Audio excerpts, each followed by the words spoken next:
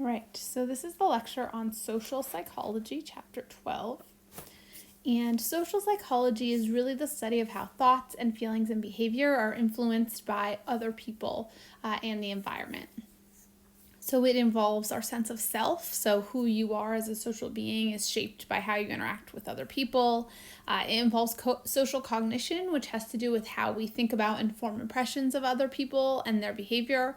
And it involves social influence. So how what you do is affected by the presence of other people. To start with, we're going to talk about attributions, and attributions are personal explanation of causes of behaviors and events that we observe. So how do we explain other people's behavior? So if we witness a negative behavior, for example, someone cutting us off in traffic, we can make a situational attribution that there's something going on in the situation. Maybe that driver is ill. And if we make a situational attribution, we're much more likely to have a more tolerant reaction. Well, I'm going to give them a lot of space if they're not feeling well. In contrast, we could also make a dispositional attribution, which is an attribution really blaming it on something about them personally. They're a crazy driver, they're a bad driver, and that tends to lead to a more unfavorable reaction.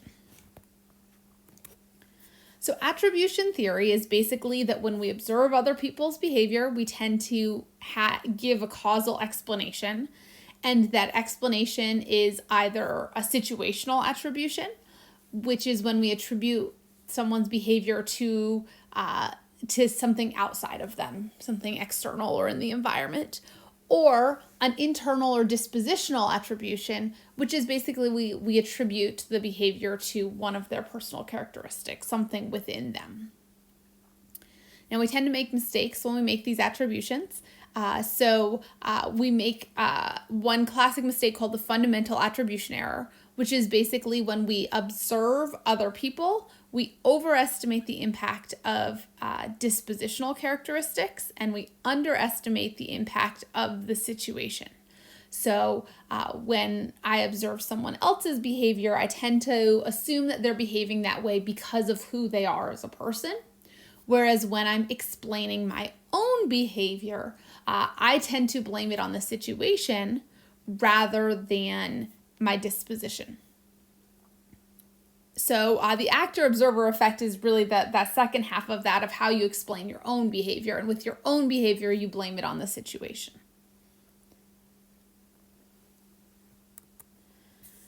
There's a number of kind of mistakes or biases that we have when we're making attributions. So, for example, the hindsight bias is that after an event occurs, we overestimate the ability that we could have predicted the outcome. I think a great example of this is in the current times. We are dealing with the coronavirus pandemic, and I think looking back, if you asked a lot of experts, they would say, oh yes, of course we knew it was going to come to the United States. Whereas if you actually asked people in January if they thought it was going to spread to the entire world, they would have told you no, they didn't actually think it was going to come here. And so that I knew it all along phenomenon is the hindsight bias. We also tend to make biases in interpreting people's behaviors in terms of blaming the victim. This is really driven by the fundamental attribution error. So if we see someone being the victim of a crime, we tend to assume that people kind of deserve the bad things that come to them. This is related to the just world hypothesis, which is that, we want to believe the world is fair, and part of the way that we do that is by believing that people get what they deserve. So we blame the victim to make the world seem like a fair place. The world is very scary if you believe that horrible things can happen to people at any time. So it kind of protects us from negative thoughts. And then self-serving bias is that we tend to make internal trait attributions for success. So when we do well, we say we're smart. But if we have a failure, we tend to make situational attributions. So I did bad because the test was too hard, rather than I did bad because I'm dumb. Okay. Next, we're going to talk about attitudes. So attitudes are our evaluation of objects, events, or ideas. We tend to believe that our attitudes are always consistent with our behaviors. But actually what you find is that our attitudes are not really necessarily consistent with behavior. You might think that world peace is really, really important to you. But if you actually take a look at whether and how much you've actually done to help promote world peace, it's probably pretty limited. So cognitive dissonance is a phenomenon that we see when people have incongruity between two attitudes or an attitude and a behavior. And this leads to discomfort. It's uncomfortable to realize that your attitude and your behavior are in contrast. And so what you do to make yourself feel less uncomfortable is you change either your attitude or your behavior to be consistent. So the classic cognitive dissonance study was they had people come into a lab and do a really boring task. And they asked them, hey, we really need participants. So if you will tell the next person in line that it was interesting, even though it wasn't, we'll pay you either $1 or $20. And later on, they asked people, okay, well, we know the task wasn't great, but tell us how much you actually liked it. And what they found was the people who were only paid $1 to lie about how interesting the task was, later on said they liked it more than the people who were paid $20 to lie. And the reasoning was that those people who were paid $20 did not have cognitive dissonance. They knew exactly why they lied about it because they were paid a good amount of money. In contrast, the people who were only paid $1 didn't really have a lot of justification for lying, so they can't change their behavior, which is what they actually lied. So what they do is they change their attitudes. They say, well, no, it wasn't that bad. It wasn't that big of a lie because I didn't really hate the task that much. Another example is this grasshopper study where they had people come in and asked them to eat grasshoppers. First, they measured their attitude about this, and everyone agreed, ew, grasshoppers were gross. For some people, they had a really friendly experimenter who asked them to eat grasshoppers. They did. And they were asked afterwards, and they said, well, I ate grasshoppers, but this guy really needed me to help him out. So I was doing them a favor. I can rationalize my decision, so I can stick with my original attitude that eating grasshoppers is gross. But another set of participants were asked to eat grasshoppers by someone who was not very nice to them. And so they had this conflict, which was that they didn't like grasshoppers. They ate them anyways, and they weren't even asked by someone very nice to do it, and so they experienced cognitive dissonance.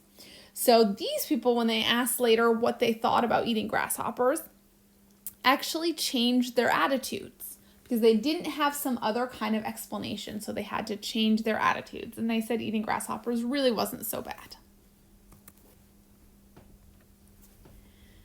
All right, another area that is commonly investigated in social psychologists is prejudice and stereotypes, so intergroup relationships. So stereotypes is an overgeneralized belief about a group of people. And stereotypes really kind of have the cognitive function of helping us organize information and make quick decisions, but stereotypes also tend to lead to inaccurate perceptions of people in a group. We assume that people automatically have certain characteristics because of their membership in a group. So stereotypes often lead to prejudice, and prejudice is unjustifiable and typically negative attitudes towards a group and its members. Prejudiced attitudes generally increase the likelihood of action, but when we say the word prejudice, we really don't necessarily mean about the action itself. So prejudice is really about negative emotions or feelings. You don't necessarily have to display negative behaviors. Prejudice tends to be very resistant to change and often predisposes people for discriminatory action. So discrimination is the actual behavior, the biased treatments of members of a group. The discrimination is the behavior that comes from the attitude of prejudice. And this is just to show that overt prejudice has generally fallen in the past few decades, but we'll talk in a moment about covert prejudice, which may still be very strong. Okay, so prejudice normally develops as a result of contrasts between group. So you have your in-group, which is your own social group, gender, ethnicity, religion, whatever it is. And we tend to have a really strong connection with the people in our group. And then the out-group is all other people who are not a member of our own group. And we tend to make assumptions that members of our out-group tend to possess more undesirable traits and are also perceived as more alike. So that's called out-group homogeneity. We see everyone else as a group who's not part of our in-group as being similar. So I'm a woman, so my in-group is women. My out-group would be men. So I might say, well, some women are organized and some women are kind of messy, but generally, they're great people. Those men, though, all of them are lazy slobs. Okay, so I see my out-group as a unit, as similar and having negative traits. So generally, our in-group is favored. So this is in-group favoritism or in-group bias. This leads to ethnocentrism too, where our own ethnicity is viewed as more favorably. So sometimes these are conscious, but sometimes we also have unconscious prejudice. So one test for this is the implicit association test. You can go and take this. Basically, what this test does is try to ask you to identify words as good and bad, and see how easy it is for you to link positive or negative words to people of certain groups. And so it tends to demonstrate bias that we're not necessarily conscious of. There's been a number of recent incidents suggesting that people have pretty deeply ingrained unconscious prejudice, but one of the earlier examples was that of Amadou Diallo, who was a black man from the Bronx, and he was shot repeatedly by white police officers. They said he was holding a gun, but in fact he was just holding up his wallet, trying to show them ID. And researchers used this as motivation for researching this, and they had people play a video game where they pressed a button to either shoot or not shoot a man who was holding either a gun or something harmless like a water bottle. And what they found was both white and black participants were more likely to mistakenly shoot black targets, which suggested that there is some kind of unconscious bias that is really potentially driving this behavior. In terms of how to get rid of it or how to overcome prejudice, one of the classic examples on this was the Robbers Cave experience done by Sharif. And basically they had a camp, a boys' overnight camp, and they split the groups up and made some friendly competition between the groups, which very quickly became not so friendly. These groups were in fierce competition. There were food fights. They were ransacking each other's cabins, things like that. And then the real goal of the study was to see how they can reconcile. And so what Sharif found was that the big thing that led to reconciliation was creating superordinate goals. So goals that override their differences and really require cooperation. So there was one instance where there was a van that was stuck and it needed all of the boys to work together to push it out. Other things that can help reduce prejudice, social isolation, social and institutional support. So leaders that are really encouraging people to work together, acquaintance potential. So just getting to know members of your out groups helps you to not see them as all one unit. Equal status, which is when there are opportunities for members of both groups to be in power. And then intergroup cooperation, which is those superordinate goals. Okay, next we're going to talk about a couple of classic examples of social psychology experiments. Many of these I have video examples on Moodle. So this is the first one. This was the conformity experiment done by Ash. So there's a video on Moodle of this for you to watch. Basically, they had people in a group, showed them the standard line on the left, and ask them which of the comparison lines is the same. Now, the answer is obviously 2, but what they did is they had a bunch of researchers pretend to be participants, and only one person was actually a participant. And the participant was the last person to make a decision, so they watched 4 other people say the right answer was line number 1. And Ash asked, how likely is it that the participant will also say the obviously wrong answer? And what he found was that the real participants were very likely to conform to what the other group said. About a third of participants would give the clearly wrong answer when everyone else in the room seemed to be agreeing. So conformity is adjusting one's behavior and thinking to coincide with group standards. So there's a couple of reasons why we might conform. So one is normative social influence, which this is behavior that's motivated by a desire to gain social acceptance and approval. So you want other people to like you. So even though you think you know the right answer, you're not going to say it because you don't want people to dislike you. Informational social influence, in contrast, is what happens when you accept other people's opinions about reality, right? So if you are not sure of the right answer and you say, well, everyone else says it's line number 1, it must be line number 1, then you are really relying on the other people to give you the information, and that is informational social influence. So in terms of factors that really promote conformity, if you're facing a unanimous group of people who all say the same thing, you have to give your response publicly. You haven't already given the answer before you heard everyone else's. You're not sure about the right answer. And you really want to be a part of the group. You're much more likely to conform. Okay. The next classic study was done by Stanley Milgram, looking at obedience to authority. Where Ash was looking at conformity to our peers, Milgram was looking at how much do we follow the lead in with a person in a position of authority. So there's a video of this on Moodle that you should go watch.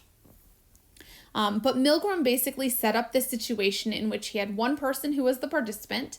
That person took the role of teacher, and they believed they were coming into an experiment where they were helping to teach someone a certain learning task.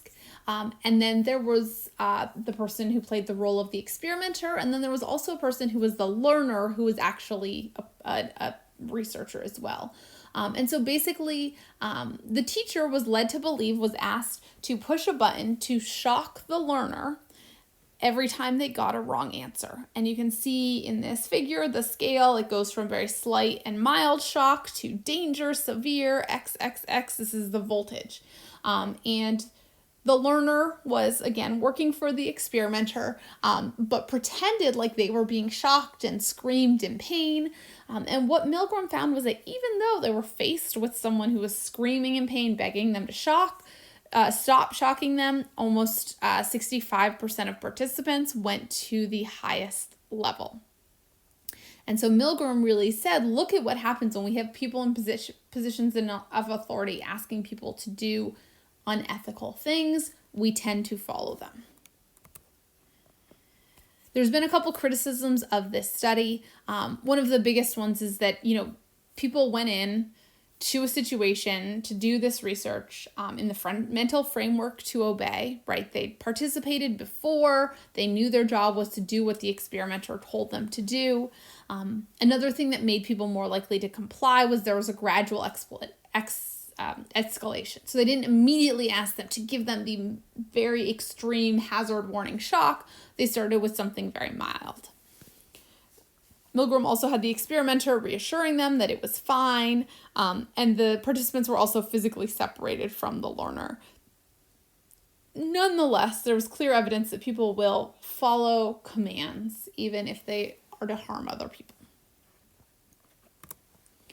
Okay. The next study looked at again, the position, or how the position of being an authority can change people. And so this was the Zimbardo prison experiment. I believe there's another video on Moodle of this as well. But basically, Zimbardo brought college students into a fake prison that he had designed and assigned them the role of prisoner and guard to see how being in the position of power or not affected students' behaviors it was supposed to last 2 weeks. He shut down substantially before that because the guards were extremely aggressive. The prisoners were showing extreme distress, and Zimbardo really kind of drew conclusions that this was that those positions, just putting students in those positions, had a really significant effect.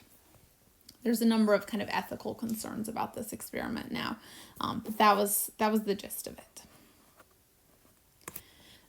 Next, we're going to talk about the bystander effect. So the woman in this picture is Kitty Genovese. In 1964, she was murdered in front of her apartment in New York City. She was attacked twice, 30 minutes apart. The same man attacked her and then came back to actually kill her. And the legend is that at least 12 of her neighbors saw all or part of the attacks, and only one person called the police, and it was only after the second attack. So there was outrage. How could so many people have witnessed this attack and no one did anything? So that led social psychologists to study this, and they coined the term the bystander effect, which is the tendency for any given bystander to be less likely to give aid if other bystanders are present. And so we're less likely to help if other people are around. So this figure shows, if no one else is around, 85 to 90% of people will give help. If 4 people are around, then only 30% will give help. Because we have this diffusion of responsibility, we assume that somebody else is going to do it. This kind of lays out exactly what would need to happen in order to help. You have to notice it. You have to interpret it as an emergency, right? Decide that, yes, this is something that I actually need to address. You have to assume responsibility and say, no one else is going to call for help. I need to do it. And then if the answer to all those things is yes, then you will attempt to help. There's a lot of different things that influence how likely we are to help. If the situation's not clear or there's a heavy cost to helping, people are less likely to help. If they see themselves as similar to the victim, they're more likely to help. If they have higher empathy and are in a good mood, they're more likely to help. Women are more likely to receive help than men. And attributions of cause of need is really interesting because how we interpret the person's behavior or causes of need is going to influence us, right? So if we see somebody who's on the sidewalk asking for money, if we say, well, they're just too lazy to get a job, right? We make a dispositional attribution, we're not going to help them. If we say, well, the economy's been really bad and it's really hard to get a job even if they want one, and we make a situational attribution, we're going to be much more likely to help them. Okay, so the final section is on how other people influence our decisions and in particular our performance. And so other people around us have a significant impact on our performance. So one way is the social facilitation effect, which is that we tend to see improved performance of tasks in the presence of others. But this is only true for simple or well-learned tasks. So if it is something that we're really good at, we get better at it when we're being watched. In contrast, if it's something that we're bad at, we get worse at it when we're being watched. So for example, professional cyclists race faster against another person as opposed to racing against the clock. What happens is the presence of other people causes arousal and strengthens our most likely response. If we're good at something, the most likely response is that we'll succeed. We also, though, see social loafing, which is when people pool their efforts together, they put less effort into a common goal. So the classic study of this is a tug-of-war experiment where participants believed that they had no one behind them helping them pull, or 3 or 4 people behind them helping them pull. And what they found was the people who thought there were others helping to pull exerted significantly less effort. So this has some interesting implications for group work and things like that. And this is why it's a good idea to grade individuals separately as opposed to as a unit on group work, because if you know you're being graded as a unit, you'll put forth less effort. A couple other ways: de-individuation, which is basically when you are in a group that has similar opinions, we tend to kind of abandon restraint. So we're much more likely to do things that we wouldn't do if we were individually identifiable. When we're in a group, we're aroused, we may be perceived as being anonymous, and this is what can lead to kind of mob mentalities. We also see group polarization, which is the enhancement of one group's prevailing attitudes through discussion with the group. Basically, if you talk to people with attitudes similar to you, your attitude tends to get more extreme, whichever direction it is. And then finally, groupthink is the desire for harmony and decision-making overrides realistic appraisal of alternatives. So groups sometimes will actually make more extreme decisions than an individual because the group is so concerned about reaching a consensus, and especially if there's kind of a strong external threat, that they tend to make more extreme and potentially more dangerous or unrealistic decisions. So that is it for social psychology, just some of the ways that other people's presence can influence us.